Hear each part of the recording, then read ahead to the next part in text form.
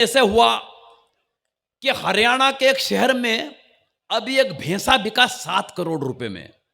सुल्तान 7 करोड़ में भैंसा, बहुत बड़ी बात है। व्यंग कहां से जन्म लेता है? जब इंसान की कीमत जानवरों से भी बदतर हो जाती है तो व्यंग अपने आप जन्म लेता है। क्या बात है। गूगल पे सर्च कर लेना, भैंसे की कीमत 7 करोड़ है और भैंसे का नाम है युवराज। अब व्यंग सुनिए आप।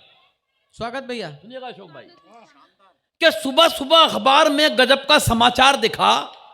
खबर थी हरियाणा के एक शहर में एक भैंसा 7 करोड़ रुपए में बिका। मैंने पत्नी से कहा, इस खबर ने मेरे जहन में सन्नाटा सा खींच दिया है। यूं लगता है स्वयं यमराज ने अपना भैंसा बेच दिया है।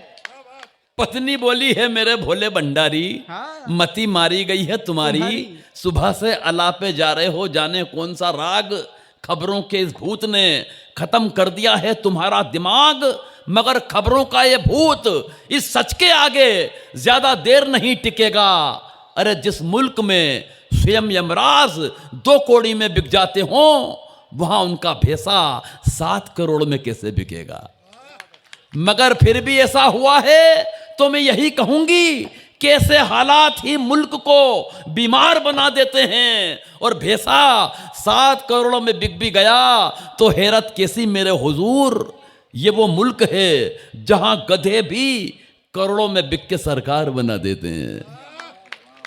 तो सुबह सुबह इन्हें कोसने की ना भूल कीजिए। पहली बार कोई गधों से ऊपर उठा है, बधाई कबूल कीजिए।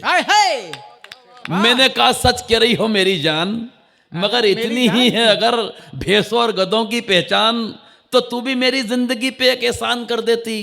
इन 2 गधों को जन्म देने की बजाय एक भैंसा जन्म देती।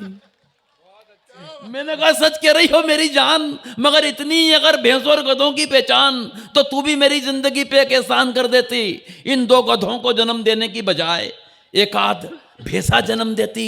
लोग भी हो गए हैं केसों केसों के बाप, हम भी हो जाते गधों की जगह भैंसों के बाप। अब पत्नी के तरकश का तीर मैंने ब्रह्मास्त्र की तरह झेला। उसने तुरंत ही मार दिया नेहले पर देहला। बोली, क्या बताऊं मेरे प्रीतम, हम तो इस सृष्टि के रचयिता के द्वारा छले गए हैं। और एक पंक्ति में हास्य, व्यंग और ठहाका तीनों चीज आ जाएं तो विदा करना गोविंद राठी को। हम तो इस सृष्टि के रचयिता के द्वारा छले गए हैं। अरे मैंने तो भैंसे ही पैदा किए थे कमबख्त, मगर दोनों के दोनों बाप पर चले गए हैं।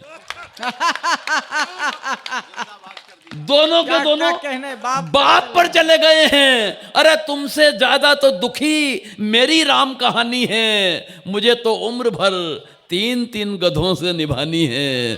3-3 गधों से निभानी है। 3-3 गधों से निभानी है। मगर मैं धैर्य नहीं खोने वाली।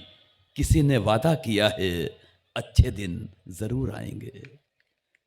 मगर मैं धैर्य नहीं खोने वाली।